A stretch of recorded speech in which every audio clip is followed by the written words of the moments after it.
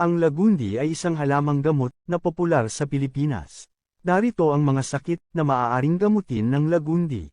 Una, ubo. Ang lagundi ay maaaring gamitin bilang gamot sa ubo o pantanggal ng plema sa mga sakit tulad ng trangkaso at sipon. Pangalawa, hika. Ang lagundi ay may mga anti-inflammatory na katangian na maaaring makatulong sa pamamaga ng mga daanan ng hangin, na maaaring mabawasan ang mga sintomas ng hika. Pangatlo, pulmonya.